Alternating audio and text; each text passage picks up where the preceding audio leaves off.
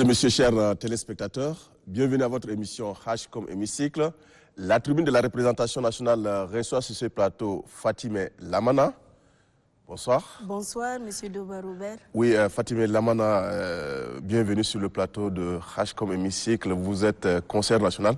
Alors, nos téléspectateurs aimeraient bien connaître d'entre de jeu qui est Fatimé Lamana. Merci beaucoup de m'avoir invité dans cette prestigieuse émission H comme hémicycle. Je suis donc conseillère nationale de la transition. Je représente surtout des organisations féminines qui sont axées sur tout ce qui est économique et commercial. Je suis aussi la secrétaire générale de l'ONG AFSET, Association des femmes commerçantes et chefs d'entreprise, mais aussi de la voix de la femme. Voilà. Oui, secrétaire générale de l'Association des femmes commerçantes et chefs d'entreprise. Alors, dites-nous concrètement qu'est-ce que vous faites au sein de votre association, de votre ONG. C'est une ONG, n'est-ce pas? Oui, c'est une ONG. Oui, oui. L'ONG des femmes commerçantes et chefs d'entreprise milite vraiment pour les droits économiques de la femme, pour l'autonomisation de la femme. C'est une ONG qui était entre-temps association, créée par des pionnières, dont Madame Kolengar, Madame Hapsita Ngariera, Madame plusieurs d'autres encore, des membres fondatrices. Elles sont très nombreuses. Et c'était depuis 1994. Donc c'est une vieille ONG qui a fait son temps et qui déjà a participé à Beijing, au sommet de Beijing, d'où a commencé vraiment ce grand mouvement pour les droits de la femme, surtout en Afrique. Et les femmes ont pris conscience donc très tôt de l'utilité de la femme commerçante et entrepreneur et de l'évolution de celle-ci dans le développement économique de notre pays. Aujourd'hui, étant conseillère nationale et en même temps secrétaire général, comment vous entendez concilier les deux postes? De l'autre côté, vous êtes au niveau du Conseil national de transition et au niveau de l'association, vous demeurez toujours secrétaire général de l'association. Oui, c'est à travers donc cette lutte que je suis maintenant au niveau du Conseil national de la transition. Nous sommes là-bas pour vraiment avoir accès à des propositions aussi, des contributions. Nous devons vraiment voter les lois et nous devons aussi souvent avoir un droit de regard aussi avec le gouvernement pour voir vraiment est-ce que nos différentes difficultés, nos doléances en tant que femmes, tout court, et ou bien en tant que femme opératrice économique, si nos différentes doléances sont prises en compte au niveau au plus haut niveau, et pour vraiment avoir une synergie d'action pour pérenniser aussi déjà les acquis, mais vraiment avoir un prérequis et voir l'horizon d'une façon un peu plus positive. Et que la femme tchadienne participe à ce processus de transition en tant qu'actrice au développement, parce que la femme, comme vous le savez, elle est productrice, transformatrice, mais aussi elle distribue, elle est aussi dans la distribution, elle est dans le commerce, bien que nous soyons la plupart du temps dans l'informel, mais heureusement avec les différents appuis, que ce soit de notre gouvernement ou bien l'appui des partenaires techniques et financiers, les femmes font vraiment un effort pour migrer de l'informel vers le formel. Et cependant, nous sommes là pour que vraiment ces différentes doléances soient prises en compte et que la femme soit de plus en plus épanouie économiquement, socialement, mais aussi politiquement. Dans vos explications, vous avez dit tout de suite que c'est le leadership féminin. Vous faites la promotion du leadership féminin. Alors, c'est quoi le leadership féminin pour nos téléspectateurs? Le leadership, être leader, c'est un mot, c'est de l'anglicisme qui a pris de l'ampleur dans même les pays francophones. Être leader, c'est être responsable, être au devant, avoir des des qualifications pour ça aussi. On ne devient pas leader d'un coup comme ça. Et être leader, c'est beaucoup de critères, beaucoup de conditions. Mais nous voulons vraiment donner les possibilités pour que les femmes soient leaders dans tous les secteurs de la société. Une femme qui peut être leader dans son ménage, à la maison. Comment La femme, par exemple, elle peut être chef de famille, ou bien même, étant donné que le père est chef de famille, la femme peut être leader à la maison, parce que c'est elle qui éduque les enfants, c'est elle qui s'occupe de la maison, c'est elle qui aide aussi l'époux à améliorer les conditions de vie de la famille. Donc la femme, même à la maison, elle est leader. Et la femme, très vite à l'école même, on peut observer des jeunes filles qui ont déjà des critères de leader. Donc elles sont dynamiques, elles s'impliquent, elles veulent réussir, elles n'ont pas peur d'aller de l'avant, elles cherchent l'information pour l'amener aux autres.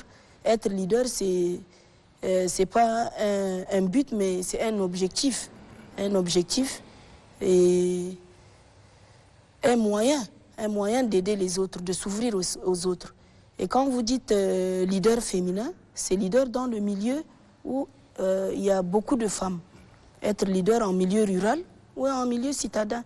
Être leader, c'est juste être responsable, avoir des acquis pour vraiment drainer une certaine positivité aux autres, les amener à un point vraiment où l'épanouissement peut être considéré comme un acquis. L'apport de la femme dans la culture de la paix, de l'amour et de la tolérance en milieu rural, que ce soit en milieu rural ou en milieu urbain. Pour moi, je constate que avec la forte démographie, la femme est un acteur de développement.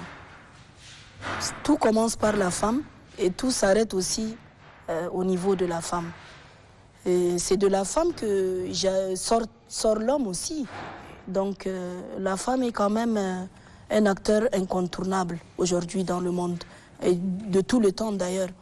Même quand vous voyez les textes bibliques, la femme a toujours eu sa place. Que nos textes religieux, dans tous nos textes religieux, la femme a toujours eu sa place.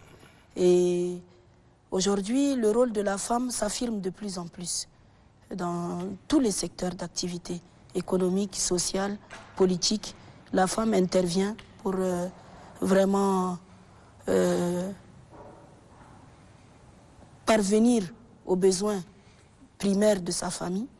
La femme s'implique de plus en plus grâce aux instruments que nous avons de plus en plus favorables aux droits de la femme. La femme s'implique en politique aussi. Il y a des femmes parlementaires, des femmes dans les législations, des femmes dans la politique même, des femmes à tous les niveaux, dans les pouvoirs, qu'ils soient judiciaires, législatifs ou exécutifs. On voit de plus en plus que la femme intervient. Et la femme intervient pour assumer aussi ses responsabilités en tant que mère, c'est-à-dire l'éducation de ses enfants, l'éducation de sa famille, la contribution à la bonne gestion de la société. La femme intervient à tous les niveaux. Elle s'organise, elle est de plus en plus intéressée, elle est conscientisée. Elle prend part à même de grandes conférences dans le monde. La femme tchadienne est de plus en plus mise à l'avant. Et même les médias s'intéressent de plus en plus à nous. Et ça nous permet vraiment de promouvoir nos droits. Et je tiens à vraiment les remercier aussi, parce que c'est grâce à eux aussi que nous sommes mises à l'avant, que nous avons les possibilités d'exprimer nos capacités, nos compétences. Pour être leader, il faut quand même avoir un certain critère et savoir drainer à travers ce leadership des résultats probants qu'on peut observer, des indices aussi dans la participation des femmes, donc à tous ces niveaux. Voilà, c'est ce que je peux dire. Mais au plan politique, on se rend compte plutôt que la femme est reléguée au second plan, elle est plutôt marginalisée sur le point politique, au point politique. Nous avons vraiment beaucoup d'efforts ces derniers temps. Lorsque vous voyez quand même, même pendant cette transition et déjà au moment où le feu maréchal vivait, il a dit, si je peux reprendre ces mots, que la femme tchadienne l'inspire. Et ce décollage, on peut dire avec fierté que nous le lui devons. Nous lui devons vraiment ce décollage. Et avec aujourd'hui le leadership du président de la transition, Mohamed Idriss Déby Itno, nous constatons que le pas est toujours... nous sommes toujours au pas de force, là. On est toujours, il est toujours au même niveau, aux mêmes attentions. Il est toujours au chevet de la femme. Vous avez observé peut-être il y a quelque temps, il y a eu un problème de violence basé sur le genre. Il était au chevet des victimes. Il a compati. Et lors d'une très grande cérémonie avec Madame la ministre Amina Priscille Longo pour le He for She, il était le premier He for She, c'est-à-dire c'est lui qui est là pour elle. Et donc, politiquement, il y a des efforts qu'il faut saluer. Il y a des efforts, on a des instruments qui sont mis en place, c'est vrai. Leur vulgarisation, leur application semble un peu délicate. Mais, selon mon humble avis, moi je pense que... C'est les 30%. Les 30%, c'est seulement un barème fixé. Peut-être que dans certaines autres activités, nous représentons même plus que les 30%. Quand vous prenez des métiers comme sage-femme, nous sommes plus à 90% même. Donc les 30%, c'est peut-être... Et aujourd'hui, au niveau du Conseil national de transition, vous êtes à combien? Oui, aujourd'hui, nous sommes quand même, si mes comptes sont à peu près bons, à plus de 24, quelques pourcents de femmes qui sont au nombre de 48 maintenant au Conseil national de transition. Et c'est vrai, on approche les 30%, ce n'est pas encore les 30%. Et même, pourquoi pas, un jour 50%, c'est une possibilité. Et l'essentiel, M. Doba Robert, ce sont les compétences. Les compétences qu'il faut mettre en place pour le développement de notre pays. Que nous soyons femmes, que nous soyons hommes, c'est toute une complémentarité. Et il faut penser à l'équité, penser toujours au genre parce que le genre est utile. Le genre est incontournable. Il faut penser vraiment à l'équité, à l'égalité, à la chance pour tous. C'est l'essentiel. Ça part de l'éducation, à la santé de la reproduction, au développement durable, jusqu'à d'autres axes vraiment principaux de ce que peut avoir un processus de la vie d'une société. Mais vraiment, il faut intégrer les femmes dans tous les secteurs et les appuyer, les aider, les accompagner, les mettre à niveau. Mais quelquefois, les femmes aussi ont une part de responsabilité. Ce ne sont pas seulement le chiffre 30% pour procéder à un remplissage. Mais à ce niveau, qu'est-ce que les femmes doivent faire effectivement pour obtenir les 30%? 30%, pas pour dire qu'en ce moment, c'est le gap, il faut remplir les 30%. Est-ce que les femmes n'ont pas une part de responsabilité, surtout quand vous insistez sur les compétences? Oui, absolument. Les femmes aussi ont une part de responsabilité. Parce que ce n'est pas seulement un problème de 30% et de remplissage. Non. Quand on vous sollicite quelque part, il faut en être digne. Il faut avoir les compétences. Il faut briller par l'excellence. Et donc pour ça, il faut que ces femmes soient à niveau. Il faut que les renforcements de capacité se fassent. Donc il faut que nous maintenons le plus longtemps possible nos filles à l'école jusqu'à ce qu'elles terminent leur cursus scolaire. Et il faut aussi aider celles qui sont déjà dans les activités à parfaire peut-être leur formation, à être très bien orientées, à combler donc, comme vous dites, ce dont nous demandent ou bien ce que nous réclamons. Parce que vous réclamez un chiffre et que vous n'êtes pas capable de donner ce chiffre en termes de ressources humaines ou en termes de compétences, ce ne serait pas logique. Donc déjà nos organisations et déjà le ministère du genre et de la solidarité nationale contribuent énormément. Même nos associations, nos ONG, dans lesquelles nous militons, bras, corps et âme, luttent vraiment pour que on ait des compétences valables, qu'on nous reconnaisse en tant qu'actrice et actrice capable de participer au développement de notre pays, mais à tous les niveaux. Réduire le taux d'analphabétisme le plus possible, parce que nous sommes vraiment impactés par l'analphabétisme. Et aussi renforcer les capacités en termes de compétences pour celles qui sont déjà en activité. Créer des activités génératrices de revenus pour que les femmes soient de plus en plus autonomes. Donc ce sont vraiment les objectifs qu'on veut atteindre et les 30% seront certainement qu'un vieux souvenir. On ne parlera même pas plus de 30%. On parlera simplement de la participation de la femme dans les processus de développement de son pays. D'accord. Fatime Lamana, secrétaire générale de l'association des femmes commerçantes et chefs d'entreprise, aujourd'hui conseillère au Conseil national de transition. De par vos expériences, comment vous entendez-vous impacter positivement le Conseil national de transition?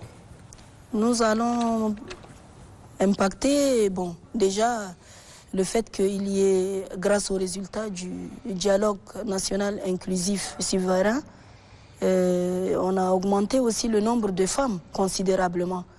De 20, 28 auparavant, maintenant nous sommes à 48. Donc c'est quand même un pas... 48 sur 160. 197. Et c'est un pas considérable déjà. Donc c'est déjà un impact. Et il faut que nous soyons des femmes actives, parce que nous représentons quand même nos différentes entités. Il faut que nous soyons à la hauteur. Il faut que nous soyons unis. Vous avez peut-être entendu parler déjà du réseau des femmes ministres et parlementaires qui est là et qui est donc dirigé en ce moment par Madame Amina Longo et Madame Elise Loum, et qui va avoir certainement un plan d'action. Et nous devons être solidaires. Nous devons être solidaires pour vraiment marquer nos positions, demander vraiment ce qui nous revient, de droit aussi, et participer au processus de la transition dans notre pays. Parce que notre place est très importante, puisque notre État nous la donne déjà. À nous de maintenant de la prendre. L'État fait beaucoup d'efforts en matière de genre, en matière d'épanouissement de la femme, que ce soit épanouissement politique, économique ou social. Donc c'est à nous maintenant, les femmes, d'être compétentes et de prendre ce qu'on nous donne déjà, ou bien ce qu'on a réclamé. Absolument, va falloir se mettre au travail, être à la disponibilité de notre pays pour vraiment faire que les choses puissent avancer considérablement et qu'on participe donc à la refondation du Tchad comme ce qui a été sorti des résolutions du dialogue national inclusif et souverain. Oui, qu'entendez-vous mener comme action, surtout en faveur de la femme, dans le cadre de la lutte contre les violences faites aux femmes? Malheureusement, les violences faites aux femmes sont encore une grande difficulté. Il y a toujours cet aspect qu'il faut relever. La lutte n'est pas encore acquise, bien que à tous les secteurs, nous essayons vraiment de sensibiliser. C'est ça notre rôle, pour qu'il n'y ait plus, qu'il y ait 0 VBG à l'horizon 2063, comme ce qui est inscrit dans l'agenda de l'Union africaine. Et c'est aussi une part de notre responsabilité dans le Conseil national de transition, chercher vraiment à ce que cet aspect soit pris en compte. Il faut que nous arrivions à des résultats concrets en matière de lutte contre les VBG, parce qu'il a été constaté que c'est un frein à l'épanouissement de la femme. Que ce soit des violences corporelles ou des violences verbales, que ce soit des sévices, des harcèlements en milieu de travail, on a constaté que les VBG est un frein à l'épanouissement de la femme tchadienne et que nous devons tous ensemble lutter contre ce fléau. Et c'est aussi donc notre rôle à nous, toutes les femmes et aussi les hommes, parce que aujourd'hui nous venons de finir les 16 jours d'activisme avec des résultats positifs, puisqu'il y a une grande implication des hommes engagés. Ils ont toujours été engagés aux côtés des femmes, les hommes. Et donc, ils nous ont soutenus. Et maintenant, il y a une forme de concept de masculinité positive, un très beau vent qui souffle et qui nous donne de l'espoir. Parce que quand la plupart du temps, malheureusement, les bourreaux, ce sont des hommes. Et lorsque les hommes sont conscients et qu'ils ne veulent plus faire du mal à la femme, moi je pense que ça c'est un très grand pas. Vous dites les bourrés ce sont les hommes, mais... La plupart du temps. Non, mais la plupart du temps ce sont les hommes, mais on se rend compte quelquefois, oui, les hommes sont victimes de violences. Oui, absolument, on a conscience de ça. Il y a aussi des femmes qui font de la violence aux hommes. Absolument, et nous luttons aussi contre ça. Il n'y a pas que les femmes, il n'y a pas que les hommes, il n'y a pas que les enfants, il n'y a pas que les filles. Maintenant, c'est violence basée sur l'humanité même, on peut le dire, parce que il y a des femmes aussi qui violentent leurs époux ou bien leurs enfants, ou bien il y a des femmes aussi. Donc cette conscientisation n'est pas à un seul sens, elle doit être à double sens. Il faut conscientiser vraiment toute la population sur ce que c'est que les sévices subis par les êtres humains. Et c'est des attitudes très dégradantes. Et notre rôle aussi, donc, en tant que conseillère nationale de la transition, c'est de peser de tout notre poids pour qu'il y ait des changements de mentalité, des changements d'attitude, pour que vraiment il n'y ait plus ces désordres-là, dégradants, inhumains, qui se passent souvent dans les foyers, ou bien que ce soit dans les écoles, ou bien des maltraitances en milieu de travail, ou bien dans la rue. Donc tout être aspire au bonheur. Tout être aspire au bonheur et tout être aspire à sa liberté. Donc nous ne devons pas vraiment prioriser des attitudes dégradantes. Et nous devons compter aussi sur nos us et coutumes, qui sont notre culture, mais qui doivent vraiment positiver et amener la femme à l'épanouissement. On voit de plus en plus des parents, des hommes, même qu'ils soient religieux, des hommes traditionnels, qui insistent sur la scolarisation des filles, qui luttent contre les mariages des enfants, qui luttent contre les mariages précoces. On voit de plus en plus des papas. Malheureusement, jusqu'à présent, dans certaines sociétés, l'on constate toujours que cette pratique de mariage précoce continue encore. Malheureusement, mais il faut que la loi qui a été votée, il faut qu'elle soit appliquée. Et là, maintenant, c'est aux autorités vraiment de tout mettre en place pour qu'il y ait des sanctions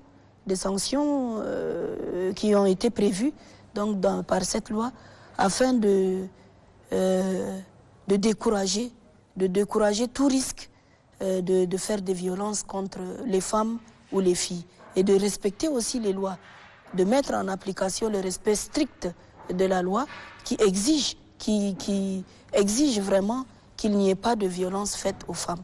Oui, une autre question, un phénomène qui prend de plus en plus de l'ampleur. On constate aujourd'hui que dans nos rues, beaucoup de filles aiment plutôt la facilité. N'ayez pas peur des mots, Doba Robert. Je connais vos capacités, le respect que vous donnez à la femme. J'ai vu que vous évitez ce mot. Il est dur, je le sais, je le comprends. Vous ne voulez pas qu'il sorte de votre bouche. Et nos filles s'adonnent de plus en plus à la prostitution. C'est un phénomène qui n'est pas nouveau. Il est le plus vieux métier du monde. Et c'est malheureux. C'est malheureux parce que, en tant que parent, en tant que responsable, en tant que leader, on se dit peut-être qu'on a raté quelque chose, peut-être qu'on n'a pas été présent, peut-être qu'on n'a pas donné l'éducation qu'il faut à nos enfants, peut-être qu'on n'a pas pu leur donner les premiers gestes nécessaires à la vie d'un enfant qui ont amené donc nos filles à vendre leur corps pour vivre, pour s'épanouir. C'est très difficile de parler de ce phénomène parce que nous sommes nous-mêmes femmes et avoir à se vendre pour survivre, c'est aussi l'un des aspects majeurs de la pauvreté. C'est très délicat. Et c'est cette lutte que nous devons mener. Il faut que la femme puisse vraiment sortir de la pauvreté. Et lorsque les indices vous disent que tel pourcent de la population vit en dessous du seuil de pauvreté, et c'est très triste. Et il y a un adage qui dit que la faim chasse le loup hors du pré. Elles le font malgré elles. Et c'est à nous d'aller vers elles. On n'empêchera pas. On n'empêchera pas. Ce n'est pas un processus que nous pouvons dire qu'on va arrêter tout de suite et maintenant. Mais il faut faire beaucoup déjà. Il faut en parler, il faut vulgariser, il faut aller vers elles. Il faut encourager les associations qui luttent déjà contre ça pour les amener. Il y a des associations qui font des tours dans ces zones. Donc nos sœurs, nos filles, nos enfants, nous devons les sortir de là. C'est notre rôle, c'est notre responsabilité. C'est poignant. On en parle chaque fois. Et je demande aussi à vous, nos frères des médias, nos partenaires de travail, d'aussi aller vers elles et nous éclairer aussi sur leurs problèmes. Souvent, elles ne témoignent pas à visage découvert et nous comprenons parce que c'est aussi un service. Elles le font parce qu'elles sont obligées, mais c'est un service corporel. Elles vivent mal et parfois c'est des traumatismes et ça finit très mal. Donc vraiment, vous nous interpellez sur un point très important et sachez que vraiment dans les moments qui suivent, vous allez voir que nous aurons aussi des actions pérennes envers ces filles et nous essayerons avec des propositions concrètes aussi à Madame la ministre qui lutte vraiment, Madame Amina, contre ça.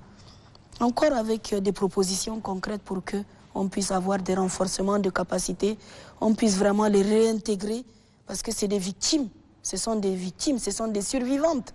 Vendre son corps, c'est un service corporel atroce. On ne l'espérait pas. Et nos enfants sont dedans et nous allons lutter pour qu'elles puissent vraiment s'en sortir et qu'on puisse les réintégrer socialement et économiquement. Bon. Merci Madame d'être passée. Beaucoup. Nous espérons que votre message sera vivement entendu. Merci beaucoup. Nous tenons vivement à vous remercier pour ces sages et utiles conseils sur H comme hémicycle. C'est votre émission. Merci beaucoup. Parce que vous êtes parlementaire. Merci beaucoup. Merci chers frères. Merci Doba Robert et toutes mes félicitations encore et mes encouragements pour cette superbe émission. Nous venons de recevoir sur ce plateau Fatimé Lamana. Elle est membre du Conseil national de transition. Au revoir et à la semaine prochaine.